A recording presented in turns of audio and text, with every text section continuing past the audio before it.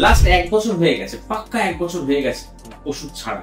আপনি কেমন আছেন? এখন আর কোনো যন্ত্রণা কোনো কিছুই নেই। নমস্কার, আমি ডক্টর অভিক ঘোষ।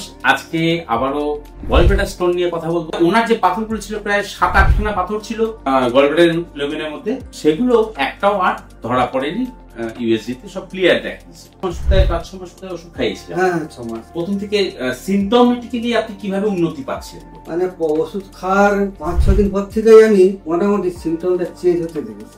মানে যে সব জিনিসগুলো খাচ্ছি মানে ক্লিয়ার হয়ে যাচ্ছে, হজম হয়ে যাচ্ছে, আর সেরকম আর যন্ত্রণাটা ততটা এইবার যখন আমরা শেষ ইউএসজি করতে দিয়েছিলাম, তখন কি রেজাল্ট ছিল? তখন আপনার শারীরিক পরিস্থিতি কি? তখন পুরো মানে আর মনে হচ্ছে শরীরে আর কোনো রোগই নেই। Very good. তারপর আপনি ইউএসজি করে দেখলেন কোনো পাথর নেই। লাস্ট 1 বছর হয়ে গেছে, পাক্কা 1 বছর হয়ে গেছে ওষুধ ছাড়া। আপনি কেমন আছেন? এখন আর কোনো যন্ত্রণা কোনো কিছুই নেই।